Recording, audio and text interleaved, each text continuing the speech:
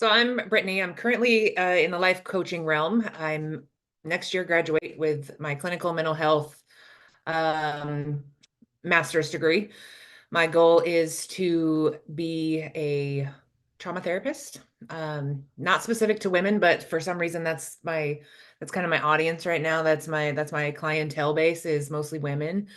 Um, I work currently in a mental health facility contracted through my company, and I run a all-female trauma group with co-occurring addiction. So I'm in that kind of trauma space with addictions, and it's a beautiful space. I love it. I just had a really amazing conversation with some other group facilitators today, and myself and only one other are actually in the mental health field studying it. And they were just like, "How can you do this every day?" And I said, "Look, I'm a survivor myself, so I think that's why a lot of people are comfortable with me because I've done all of that healing. And so, even my space of where my outlook, the way that I work with a survivor is different. It's more intuitive on some level, like um, just with the sense of I see things that other people may not had they not survived it. Um, Life coaching versus counseling, it's very different. Life coaching should not really be touching trauma because they don't have the full tools of it. And I think people get confused when somebody says I'm trauma informed. And I just say, well, so is your dentist. That just means people have experienced trauma, but it doesn't mean you're going to talk your crap out with your dentist. So, um, life coaching is very much more about like personal development, future outcomes. You can build some skills and do those things. It's kind of like a mentor supportive space. And therapy is a little different in the sense that it can diagnose. It does therapeutic techniques. Legally, life coaches shouldn't be doing therapeutic interventions, but some of them are just life skills. So it's a funky little space. I just always say use caution with life coaching because it's not legally regulated. It's not, at least here in the States, it's not. People can charge you whatever they want. They can say whatever they want. They can do whatever they want. They don't have the same legal ethical boundaries as a therapist. So in my coaching realm, I pretty much follow the same ethical legal standards. Really hold the boundaries, the same space. Um, but I'm on TikTok, I'm on Instagram. Those are really the two spaces that I function out of, and it's anchored with Brit. My business is Anchored Consulting and Coaching. So I have a website people can schedule on. I do free meet and greets, because to be fair, I'm not for everybody, and nor do I want to be, because I feel like if I am, then I'm not in my own authentic self. And then everyone's not for me. I mean, I really, because I have the mental health background, I'm like, this is far beyond what you should be doing, what I can be doing with you legally right now. Let's find you a good therapist. And then I can work with them. I do work with a lot of people that have a therapist and with me because we do a lot of like the trauma dumping because they're like, hey, I don't want to put this on my husband. So I need a safe space to talk so my husband doesn't have to bear the brunt or, things like that. So it's just this kind of beautiful world that I get to function in. I mean, I even work with teens, social media, healthy social media, body positivity, you're not your body, like self-esteem workshops, things like that. So I love to teach, I love to educate. So I'm probably going to go on to my PhD to be an educator. So I'm excited for that. I'm trying to find those programs, and my guy's like, are you ever going to be done with school? I'm like, I don't know. So that's a little bit about me on the professional side anyway. So I have a question for you. You mentioned that there is a difference between therapists and coaches and mentors, and I 100% agree. I think coaches are more, as you put it, right, the development side. Why do you think so many people get maybe caught up in trying to do everything when maybe there is actually levels to it, as you described?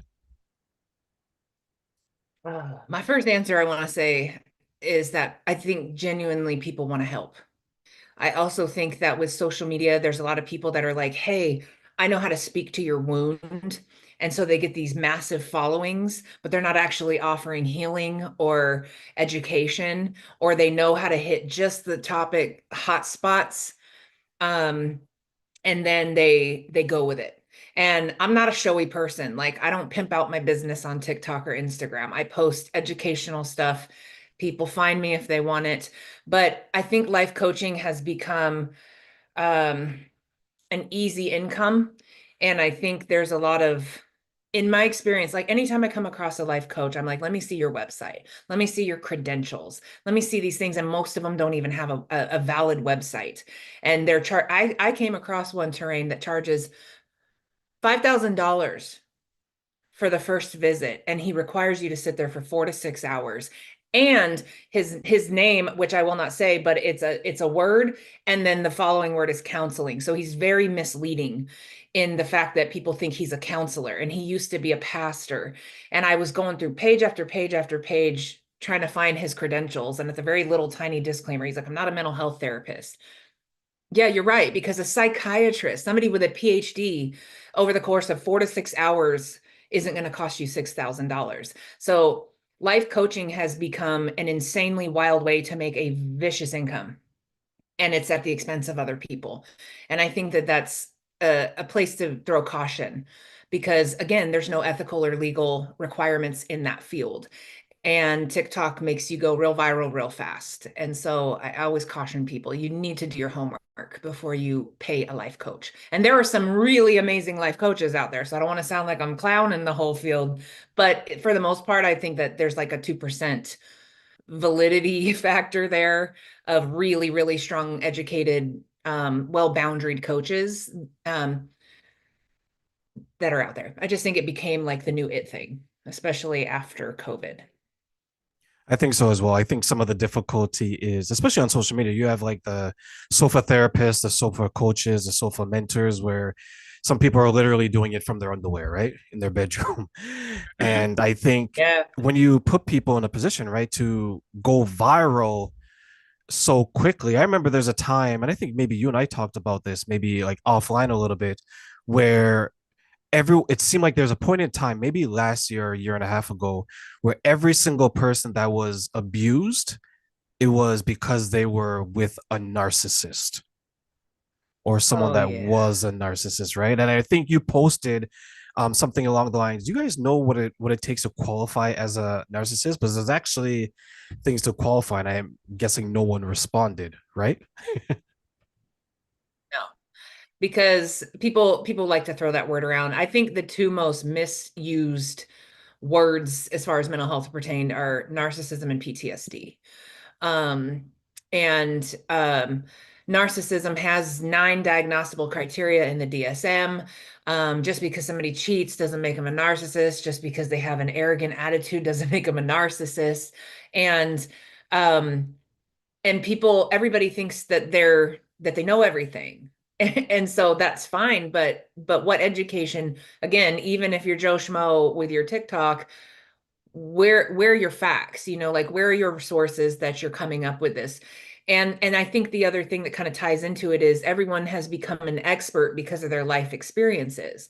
And like in trauma focused healing, now, the group that I work in is not therapy, because I'm not a licensed therapist yet, but it's a psychosocial rehabilitation group. So it's highly, highly educational. And just today, I was telling people, I said, trauma work is very cognitive. And so that's why there's so many like mental health therapies that come into it. And then PTSD came up and a lot of different things. But um, I think a lot of people identify with the wound of the person that they're listening to. Oh, I survived a narcissist. So now everyone's like, oh, that speaks to me. I think I was with a narcissist, and this person knows everything because they make it sound really great. Somebody sharing their story does not mean that they are an expert on the topic. They are an expert on their life. They're an expert on their life experiences. So with trauma, so many people get married to their trauma, and their identity now is attached to the trauma they've survived. And I just had this conversation. Literally, I think right now TikTok is uploading a video that I just created about this very topic, because I said that's not where you win. You didn't win because you survived. That's a part of the winning process. And I never take that away, because in my experience, in my education, we are a victim, now we're a survivor. We do the healing, and now we're thriving. So your story isn't done until you can share about the healing. But so many people are afraid to do the trauma work because A, it's hard. B, it's very mentally exhausting, because healing trauma believe it or not, is very cognitive based, and most people are stuck to their emotions. They're attached to the emotion of the trauma. And because so many people, for various reasons, don't heal their trauma, that becomes their identity. And now it's, oh shit, who am I if this isn't my story anymore? And so it's very hard to let go of that identity of I'm a survivor. This is what happened to me. And I strongly, strongly once a day, or at least twice in my group daily, will say, you are not what happened to you. You're just not. It doesn't define you. So I think that that's something that people get very misinformed about. And then this is again why I'm going to attach to some person that looks like they're an expert, but they're an expert on their life. And then this is where people don't know, because what people think is we're emotional beings. We're not. We're actually logical beings, but that has gone far, far, far to the wayside at this point. I agree. I have a friend, and I think it's actually a mutual acquaintance. So I have to be careful how I'm going to word this. But Oh, right? I know, right? It's like, uh-oh. You know what's interesting with this person? I met this person because they were very open about their trauma, which is fine, right? Like you want to share, and if it's going to help you, it's going to help you. And I'm all for that, right? Because it's your life and things of that nature. As I got to know this person, one of the recommendations I gave to her, or one of the recommendations I asked her is, why do you run to social media to seek support? I'm going to use that word, right? The word I use was more validation and attention. I'm going to say support. And for her, it was because it's instant, right? Right? Likes, views, mhm. you get everything. So one question, and you made a good point, Britt, is I asked her, before you went through the situation you went through, who are you? And she couldn't remember who she was. I was like, you've become this trauma. And now, because you're getting attention, maybe because you're getting validation, you don't want to work through it, because once you work through it, the people who are around you maybe won't be around you anymore. Right. Right. And who am I? Who am I if this doesn't define me? And that's a really scary place, especially if we're adult, because I know who I was before. I know who I am now. But if I let go of all of this and I don't have this story to tell, but the part they miss though, Train, is that it's still part of your story. But now your story is empowerment and healing. And when we heal out loud, it is therapeutic for us. It's not therapy, it's therapeutic. And so I think that's the part people get lost. And of course, people don't always have access. People don't have the funds. I mean, but I've worked in the Medicaid community for 3 years. And so, Medicaid provides a lot of different cases. Now, it doesn't mean you're going to get a great therapist, but that is one of the hardest things for people, is to let go that this is who I am now. But it's like it's still who you are. The only difference is that you're going to step out on the side of healing as the biggest badass that you've ever been in your life. I mean, after everything I survived myself, I tell people, I'm like, the Brit you see today was not who I was before. And so I'm thankful that I chose the healing. I'm not thankful for what I went through, but I went through it. So now I had two choices: unpack and live in my crap, or heal, and then be able to help others heal. And healing is lifelong anyways. You don't get to some point of arrival. You're always going to have trauma triggers. You can have nightmares. You have to know, and that's the point of healing, is how do I move through my triggers, because they're nobody else's responsibility but our own. So it's things like that. But it is really scary, because I've asked every single woman in my group, who are you if this isn't your story? And it terrifies them. I've seen some of them physically shake. They're like, I don't know. What are some But of we the do ways live that in a society of validation, like you were saying. I mean, you were polite with it, but people that are still in that unhealthy space, they need the outside validation. And anybody who thrives off of validation, likes, and follows isn't in a completely healthy mental space. I'm very concerned about people that do that? Like I've seen people go through some situations that on the surface seem pretty crazy, right? I've seen people, when someone passes away, they immediately run to social media and they want to grieve online. They don't even take time to grieve in person.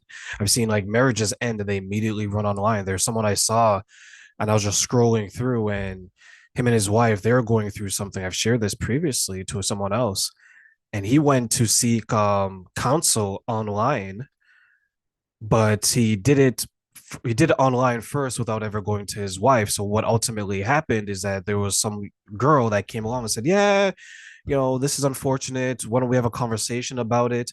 And he was put in a potentially difficult situation because she had ulterior motives.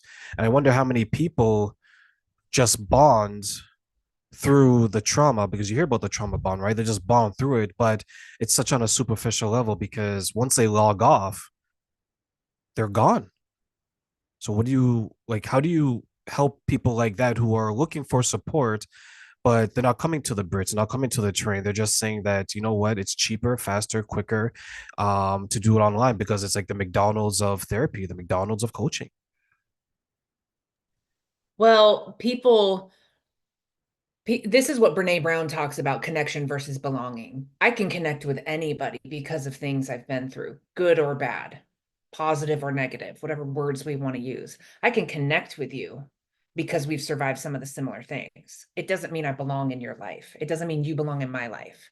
Because the truth is, a lot of people that are sitting in an unhealed space can also be very toxic. It's very self-centered because it's me right now. Depression is very me focused. And that's not a derogatory statement to anybody that's living in those spaces. It's just what it is. And so trying to connect with somebody online, trying to get that validation is just the same thing as if they went and binge eat a box of donuts. They're just looking for that instant dopamine hit, and they're not willing. They're not, I say willing, but not, you have to be ready to do counseling. And I think that's the hard part, is we're never really ready. But like, if you're really not in the space where you're willing to go and I'm going to get dirty and this is going to get ugly for a while and I'm going to break open everything and then I'm going to rebuild, then you could waste some time. But then at the same time, if that's what you're waiting for and it's terrifying to you to do it, now I'm back on social media. Now I can get the instant hit. Now I can get the people that are like, oh my God, me too, me too, me too. But then as soon as that phone turns off, it's emptiness again, because you have to do the inside work. And it doesn't even matter if you're not healing from trauma. It could be anything at all. If your sense of self-worth requires outside validation, it's going to be a long, lonely life, because at any point, those people clapping for you can go away or turn on you, as we see on social media all the time. I mean, there's big creators going nutso over a Mama Tot, who I don't even follow, but I know who she is, because she said something that supported a political thing that, you know what, it's insane. But this is how fickle humans are at this point.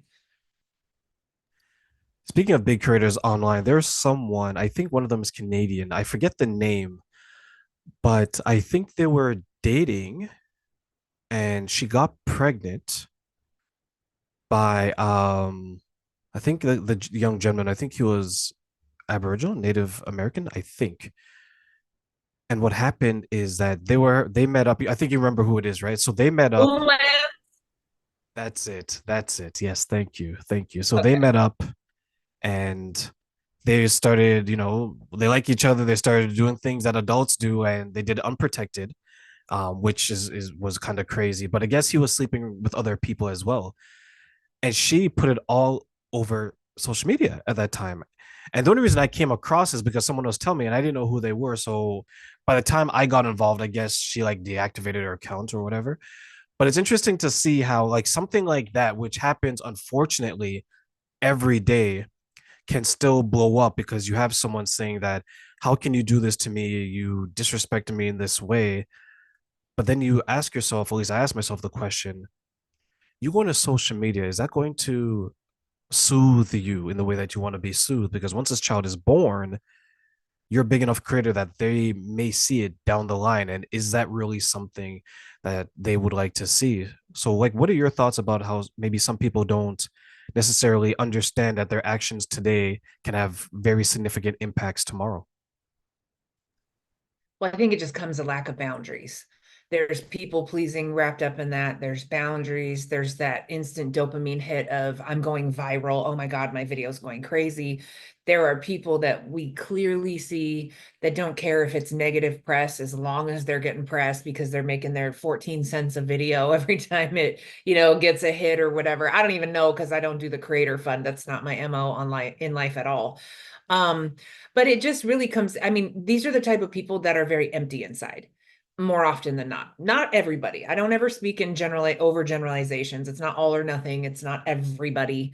But more often than not, when you see these people on here, and then rage bait is really popular.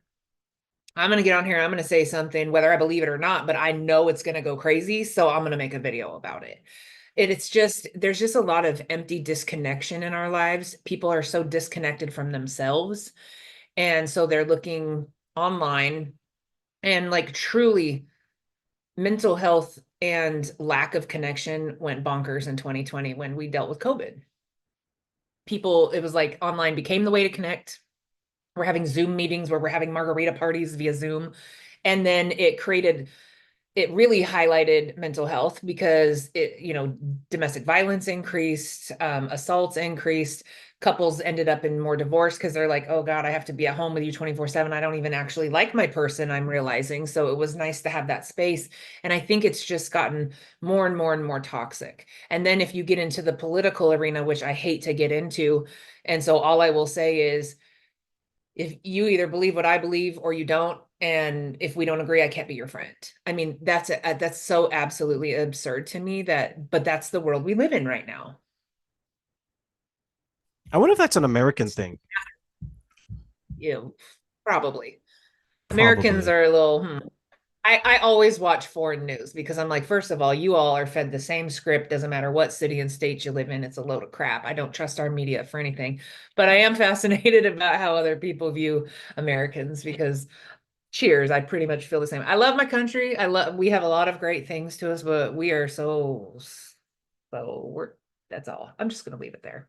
We're not gonna go down that Yeah. road. Yeah, yeah. Like in Canada, we don't even get American news on our social media. It's been blocked because our government has like this Oh, disagreement. Yeah, like on yeah. YouTube and Facebook. So it's interesting. But one thing I want to say is that I feel so bad for a lot of people, as you mentioned, especially since COVID. Like I remember COVID like it was yesterday because here in Canada we didn't get freed until 2022, like almost a full year after those in the States. And I remember like people were ultimately losing their minds. I remember the post online saying that I don't like my husband, I don't like my wife, like all these relationships or connections that people were like trying to build or they had that they thought were strong. Once you started to put people in a situation where they spent more time with the person that they apparently love, they realized how much they didn't like them, and that was something that people couldn't handle because you can love someone but you don't always like them. Like you may not like them this moment, you may not like them this hour, but ultimately you always love them. But for some people it was, no, I need to like you every hour, I need to love you every hour, because when I was in the office there's 8 hours I didn't see you, so when I came home I had that separation. Now that I didn't have that separation, some people's like, oh my god, you leave the toilet seat up, oh my god, you leave the plate on the counter. And it's like these small things were just being blown out of proportion. As you mentioned, right? You could have ran online and said, oh my God, Britt, your husband does this too? Because my wife does this. And now we're bonding, and then you and I run off together, and then we leave our partners. And it was so insane to see maybe how selfish or misdirected some people became. So I know you mentioned some of the things that you went through and you're working with people. How much of yourself do you see in the men and women that you work with day to day? I really only see the fact that I've survived something similar. I really, really am loud with the message that trauma is not a comparison, because the truth is what somebody views as trauma is very subjective to perception in a lot of ways. And I use this example. Five people can be in a car driving down the road. You get in a car accident, the car flips, it's a little wild, but everybody makes it out alive. The driver gets out and he's like, "Oh my God, praise Jesus. We were looked after. We're great. No problem." And then it can go down, and the very worst extreme is, I'm terrified of cars. I'm never getting in one again. I don't even care if I have a license, because we don't know what everybody's previous trauma is. And sometimes, complex PTSD is real, but it's just compacted. So it's repeated trauma on top of trauma. And what somebody views as trauma to you, to somebody else might be like, "Are you freaking kidding me? Get over that. Like, you're crazy." So when I work with these people, I think that I don't ever share the details of my story. like that, because again, that's not what defines me. What defined me is how I did the damn 28 months of horrible, delicious, grueling healing, because it's all of those things in between. And so that's the power of my story. And that's what I want people to know, is that you are going to come out so much stronger and better in the end. And I think that's what people are drawn to. I do believe that now, the difference again, like here's the difference between coaching versus counseling. In counseling, at least in the United States, you are very limited on what you can disclose about yourself, because you deal with transference versus countertransference. And the last thing you need to be doing in a therapy session with somebody is listening to your therapist talk. That's not what you're paying for. So I think it's just really, I think it's important that people know, the people that work with me are like, she's lived through this, she gets it. And it makes them have an instant different trust and connection. And I just had to do a 5-day residency at the end of July. And I was really fortunate because my professor at the time has been in trauma therapy for 25 years. So we kind of did like a fishbowl effect, where the 11 students of us that were in this group for 5 days, she pretended to be two different clients on each day. So she was the client, and we all went around and we did like we were in a session with this person. And so I'm listening to this story, and I'm hearing how everybody else takes it. But I said, I want to interject here. And she said, okay. I said, can I be the next person? It was out of turn, but I said, I really want to do something here. And she said, okay. And so we go through it. And at the end of it, she looked at me and she said, that was beautiful. She said, I've never even considered that. And I have to do this with her. She was like, oh my gosh. And she was just, it was a beautiful experience. And I don't like to toot my own horn very often, but I know that this is my gift. Working in trauma is a gift that I have. And like she said, which just kind of reaffirmed it, it's nice to hear sometimes. She said, you have such a different angle as a survivor that I could have never possibly picked up on that with her. And this, by the way, is a client she's still currently working with. It she just changed the name on. And so she said, I'm going to use this with her. And so it's just those little moments of like, I think that's why it matters for people to know that I'm a survivor. And not because I'm going to tell you my story, but because I know this dark hole. I know the nights that you just hope you don't want to hurt yourself, but you don't care if you wake up tomorrow because it's too painful to face another day. So it's things like that. And it's really a lot of trauma therapy work is really just holding space for their feelings, allowing somebody to cry. Like this morning, if it's okay with you if I share, we were doing some guided imagery. We did a meditation, and one of my clients who's very bottled up, she doesn't want to cry, she doesn't want to talk about her stuff. She's starting to kind of embody her feelings, which is a huge component of it because they shove it away, compartmentalize. So she starts sobbing during this meditation. She steps out when we're done and she gets herself together. So then we bring her back in. We have 15-minute breaks, come into the second session where I did a guided imagery with everybody. And I was like, I want you to pick an object, and I want you to attach some form of a like stressor to it. And then I want you to envision yourself like walking over to a body of water, whatever that looks like. And this is all very slow paced, very quiet. And I'm like, now you're going to put this in the water and you're going to push it out there and you're going to watch it float away. And as you do that, you're going to release that stress and you're going to kind of like visualize letting go of this. And it's really powerful work. This is done in a lot more slow-mo. And she was ugly crying through this. And then she got up and left in the middle of that one as soon as we were done. And she came back in and she ugly cried and told me everything. Now, while she was out, one of the other clients wanted to follow her out. And I said, I love your big heart, but you got to sit down. I said, if you guys don't see me responding to somebody, then follow my lead, because there's a reason I don't. I'm not just ignoring her.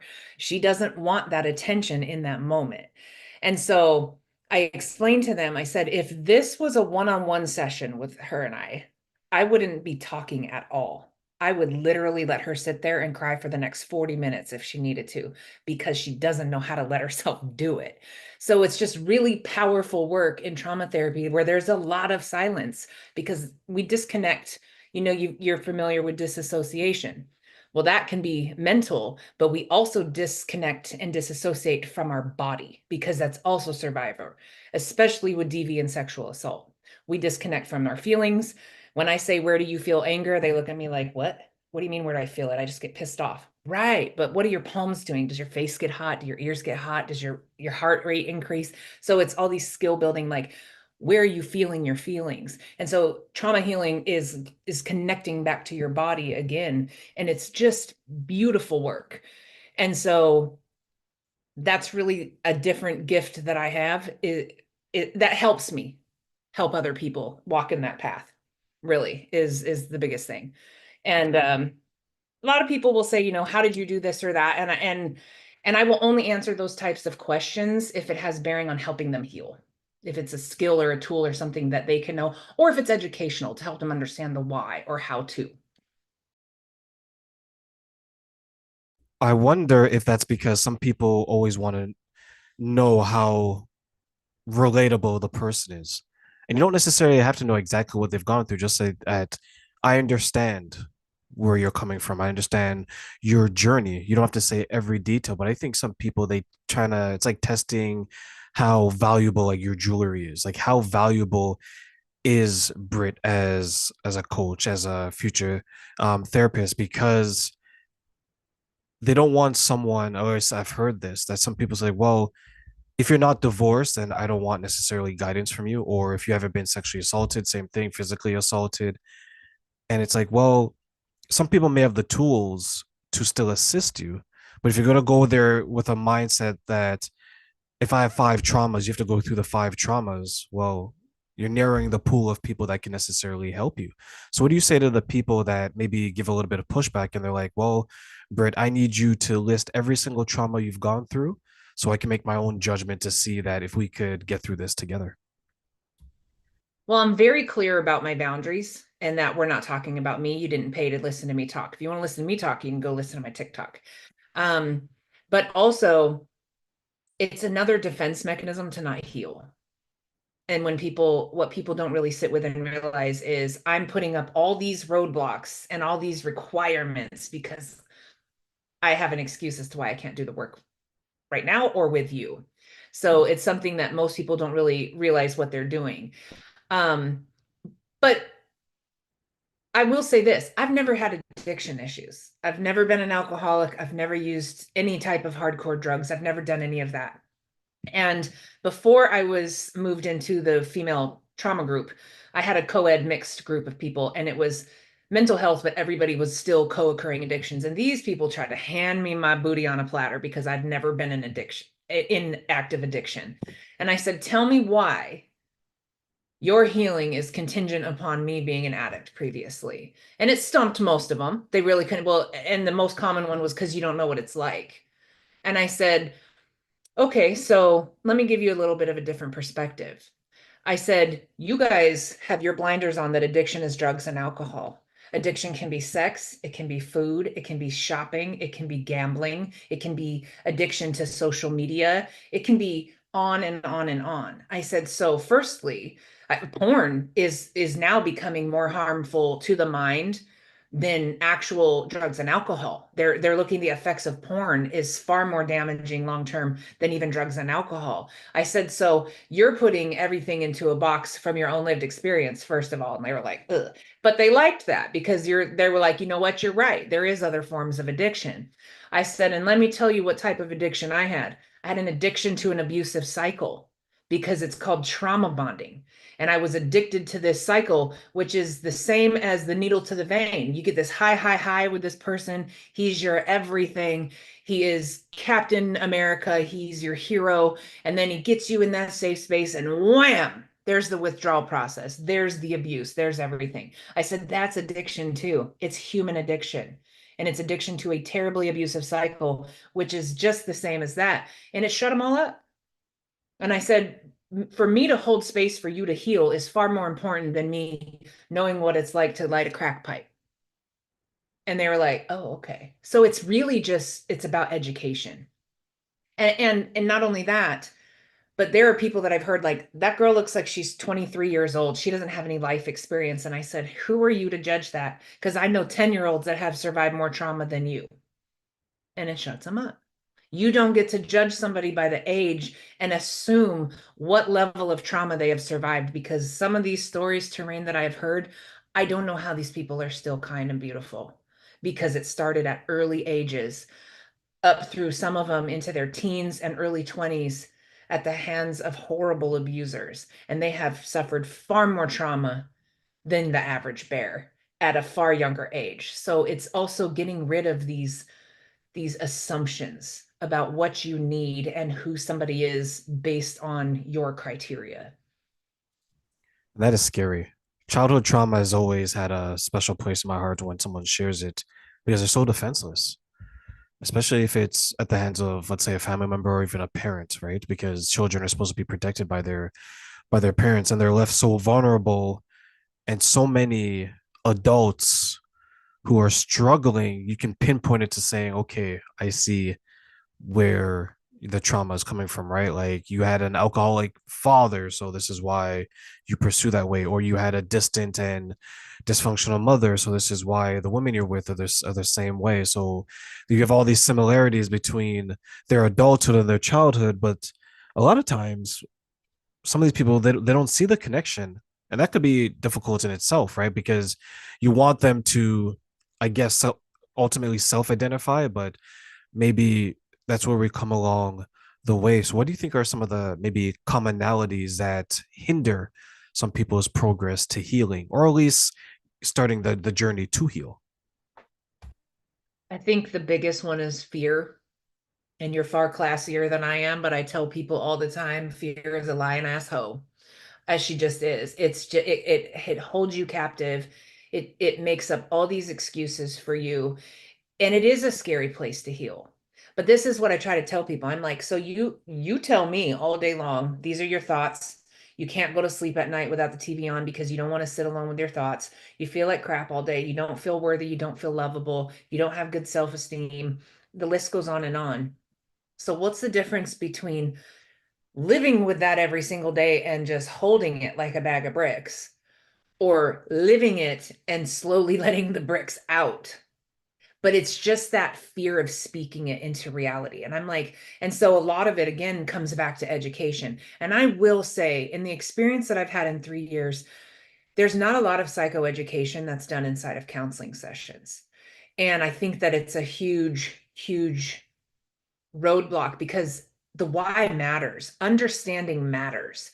People don't realize what trauma does to the brain, and that you can present with everything that looks like ADHD, but it's just unhealed trauma. You don't actually have ADHD. You have unhealed trauma because it creates brain fog. You can't focus, you can't sleep, you have heart palpitations, you're fidgety, you have anxiety through the roof. And I'm like, great. And especially with women, they'll say, I think I have ADD or ADHD. And I'm like, cool, let's talk about it. And then I'll be like, oh, okay. So what's your, what type of trauma do you have unhealed? And they're like, oh my God. And I'm like, right. So before you're anxious to go get slapped on a pill, let's break this down a little bit further, because what you don't need is some pharmaceutical that causes more problems for you to treat a problem that you don't really have, because you actually just need to do some trauma therapy. But fear, I really see it every single day of my life, that fear is the biggest, biggest thing that prevents people. For whatever reason, it's terrifying to say it out loud, but it's just as equally horrifying to just keep it inside all day. And that that kind of co-occurs with, I'm not worthy. I don't deserve healing. I don't deserve love. I made some really crappy decisions in my life, especially when you're dealing with mental health with co-occurring addiction. They blame themselves for the addiction. I'm worthless. I don't deserve this. And so if you don't believe that you're worthy of healing, why would you go pursue it? And then of course, I would say time, money, resources, availability. Those are probably the top three that really prevent people from seeking help. Yeah, I think money's a big one. I think fear as well. I have a former friend. He was he has anger issues, and my concern for him was always that it was getting worse over time, because initially when he would lash out, it was amongst men. So in general, men are, a little bit bigger than females, so on and so forth, right? So there's a time where he lashed out and he ended up running, jumping in the air and kicking someone's car. So it's kind of funny to see because you have this guy raging out like that, crashing out like that. So when there's like a little bit of laughter, that made it worse. And then when the driver comes out, they're like, "Did you just jump kick my car?" It's kind of odd thing to do, right? So fast forward, like let's say 10 years later, it's worse because now what he's doing is he goes around saying that he hates people. So now you have that threat that, okay, if something were to set him off, if he's in a mall or anything like that, is he going to try to get physically aggressive with people? And I told him one of the dangers that you have are two. One, because you spend so much time online, you treat real life like online. He's like, "What do you mean?" I was like, "Well, on online, if someone says something you don't like, you can just log off."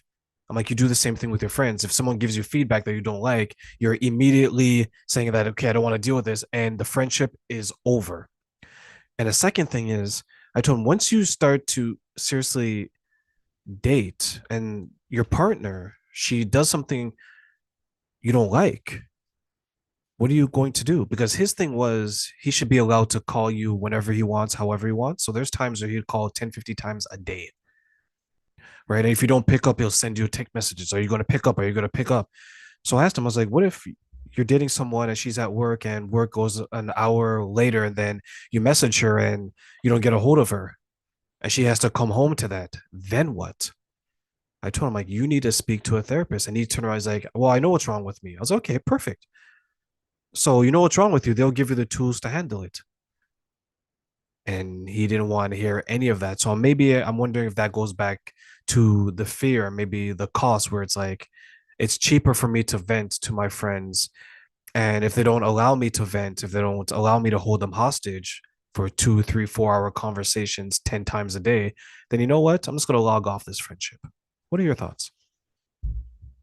Well, because I'm not in the diagnosis realm, I won't go there, but he sounds like a very classic, typical, certain diagnosis. And anger, the core root of anger for most people is ego, which the flip side of ego is insecurity. Because confident people don't have to run around telling you I'm an alpha, I'm a queen, this and that. Like, that's not a confident person. That's me trying to validate myself and tell you, I need you to know this is who I think I am. Um, but when it comes to like the root of anger, it's a lack of emotional regulation. It's very much rooted in fear. And specifically with men, it's very hard to go seek mental health counseling. They for whatever that stigma has been created over the lifetime that men have to be strong and somehow therapy is weak. I don't really know. I don't really get it. But there's a lot of like there's a lot of toxic like mentalities with that. And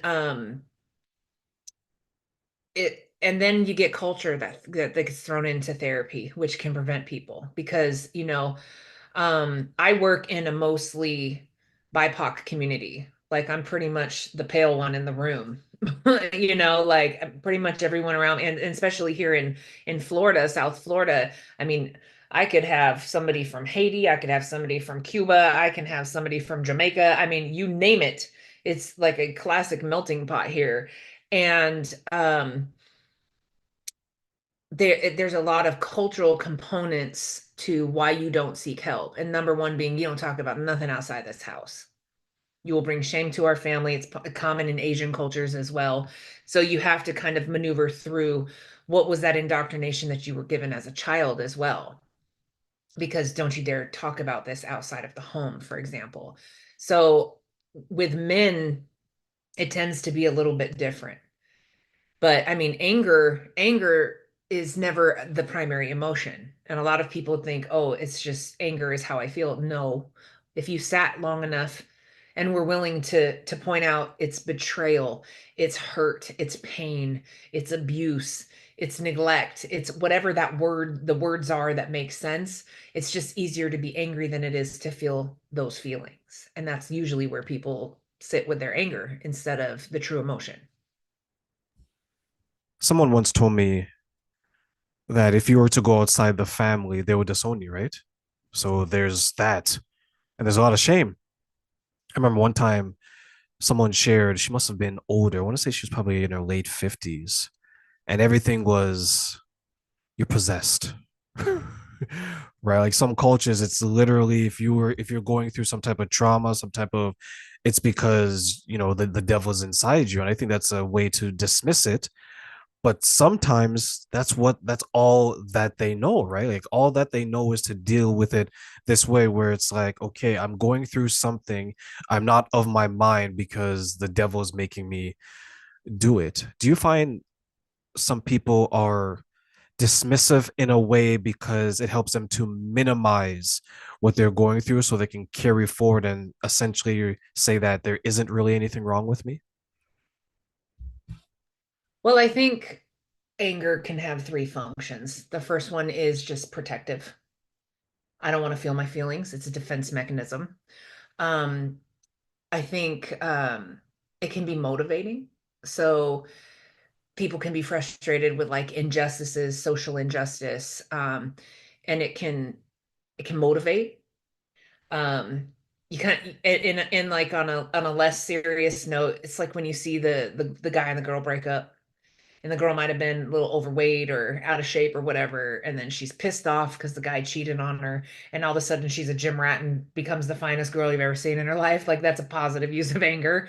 But as far as the functions of anger, um, and then it's a communication function. It's whether it's healthy or not. Um, you see anger a lot with like boundaries. You crossed a boundary, now I'm pissed off. Instead of being hurt, did you or whatever that deeper emotion is, now I'm just pissed off. So I'm going to communicate with you through aggressive instead of assertive languaging.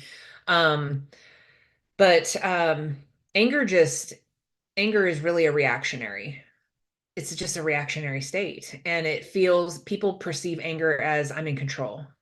I'm in control of my feelings because they're shoving away their real feelings, and I can be angry, but I'm okay with it because I can control that. I can push people away with my anger. It sounds like your buddy's got a lot of connection issues. Um, the ability to connect because the lack of vulnerability, kind of things like that. But anger anger is exhausting, and anger is also very, very detrimental to our physical health. And I don't think people realize any type of distress affects our health. And there's a really, the name just went out of my head. There's a Body guy keeps a that, score. no, I mean, that's a classic. No, this guy, oh my gosh. I wish I had the name of this book in my brain right now. I might have to Google it in a second. But he talks about like immunopsychology. And so a lot of people who have severe mental health issues, unhealed trauma, unresolved anger issues, it creates inflammation in our body. So then we start to see these diagnoses of like you get gut health, of course. Gut health is a huge component of mental health, and people don't realize how important nutrition is and exercise, some of the most basic things in the world to fuel our body for overall health. Um, but it creates like inflammation, so you start to see the arthritis and the different things, and it's just this phenomenal. But I didn't even know immunopsychology was a thing. I was like, wait a minute, there's a whole psychology based around immunology and like the function of stress and on our bodies. But so it's just there's all these components to it. But I mean, anger is just so dangerous, but really it's mostly serves as a defense mechanism and a perceived sense of control. Do you think it sometimes serves as a way to like protect us from Yeah. maybe other things as well? Yeah, because if I'm angry and I can keep you pushed away, if I'm just an angry person, I can prevent you from trying to get close to me because I don't know how to let you show up for me because I don't know how to be vulnerable. Because if I could be vulnerable, I could pinpoint my feelings, I could process it, I could talk about it. And then that slips into a slippery slope of personality disorders over time that can also contribute to those things. What are maybe some of the ways that we can regulate our emotions so that they're not having a negative impact on our health, as you mentioned? Well, honestly, this is the part where everybody rolls their eyes, which is, we can sit and tell trauma stories in my group. But like today, when we did relaxation training, it makes everybody unhinge. It is so vulnerable because people don't understand the importance of mindfulness. That's your deep breathing. So I personally live with severe anxiety. Horrible. I refuse to take medication. I will figure it out holistically. I do not want pharma from the United States, where everything in mental health, the side effects are some liver problem and possible thoughts of suicide, increased suicide, because that makes a lot of sense for mental health problems. So deep breathing. And I tell people, if you don't think breathing's important, hold your breath for 20 minutes and call me when you're done. You don't survive without breath, like quite literally. So I tell people, like people that live with anxiety and panic disorders, I'm like, you're all looking for that. How do I get out of it in the moment? But you're forgetting the thing before it, which is prevention, which is mindfulness, emotional regulation at its core, which benefits not only mental but physical, is the key. So if I learn how to control my emotions, the truly powerful person that wants to be in control and wants to feel powerful is the one that that doesn't give their power away through anger and reaction.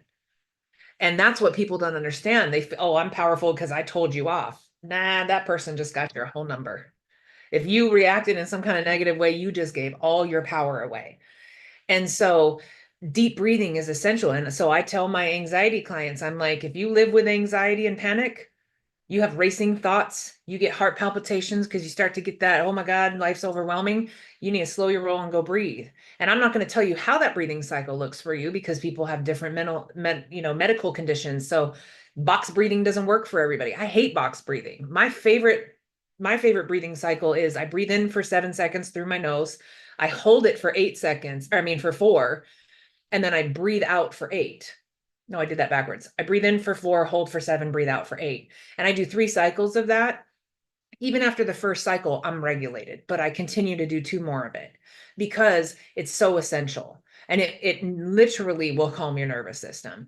And so then we get into yoga, we get into meditation, we get into mindfulness, grounding techniques. Get your hands and feet into Mother Earth. Get out there and get sunshine. Stop putting sunscreen on. Just go out for 10, 15 minutes because you're actually blocking your skin from absorbing the nutrients of the sun that we need. And everything that we're taught is to keep us sick, especially in this country. They don't have our best health in mind because if they did, we wouldn't be advertising pharmaceuticals. Terrain, there's only 2 countries in the world that advertise pharma on TV, and it's the United States and New Zealand. It's illegal in every other country, but we're just the pimps of it all, keeping people unhealthy. So mindfulness, back to your original question, it's the biggest component, and it's the one that's the scariest because you have to sit with silence, you have to be still. And again, when you don't have nervous system regulation, which the only way to get there is through these types of activities, you keep going back to chaos. Our nervous system goes back to what it knows.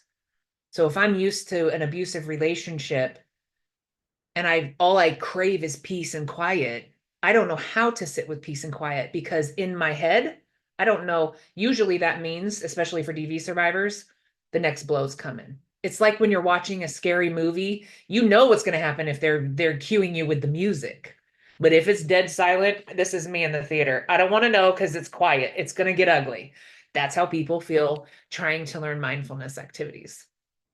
Yeah, you have someone that just sits there and you trying to help them to calm down.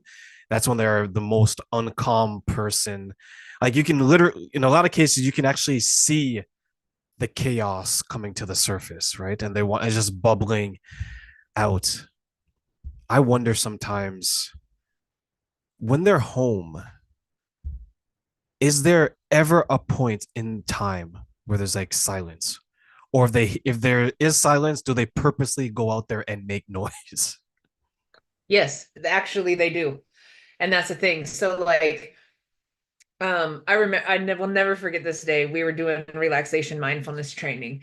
And then we got done early, and on Fridays we try to keep it like, sometimes we want to keep it a little bit fun. So I try to get through the activities with enough time that we can just either socialize or sometimes they'll be like, "Can we just watch a show?" And I'm like, "Okay." You know what they picked is freaking some lockup, ladies in lock.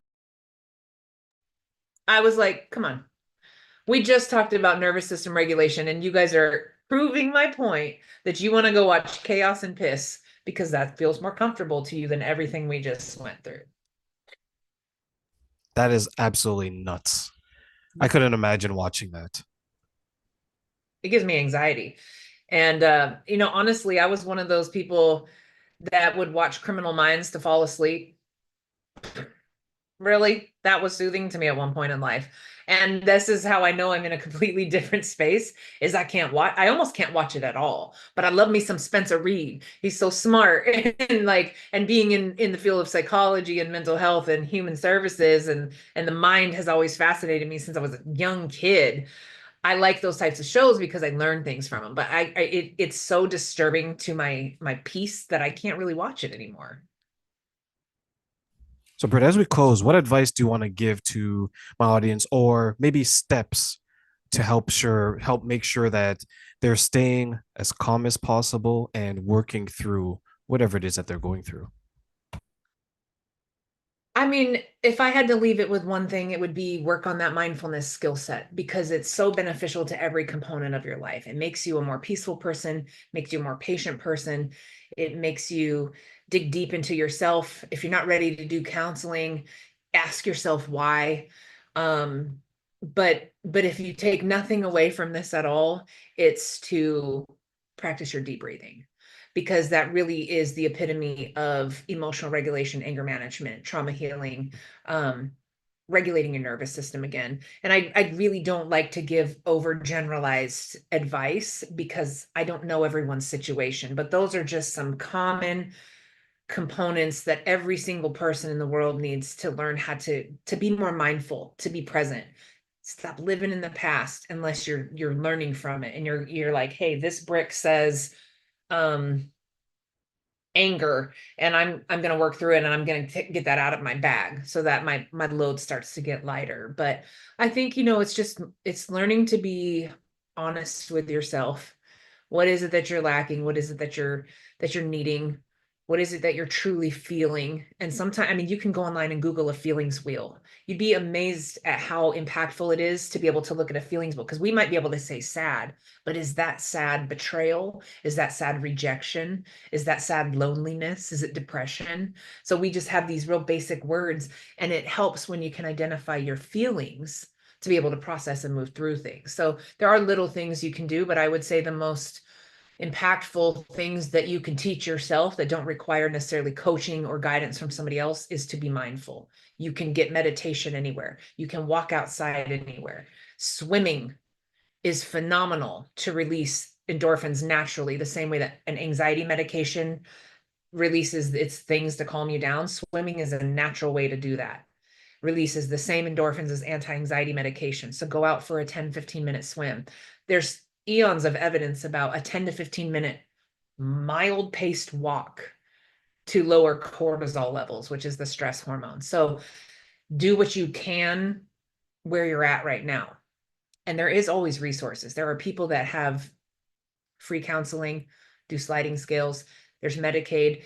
There's online resources. So it's really just about being ready for it. But if you do nothing else, mindfulness, learn all of those techniques. Learn to sit with silence. Learn to sit with you.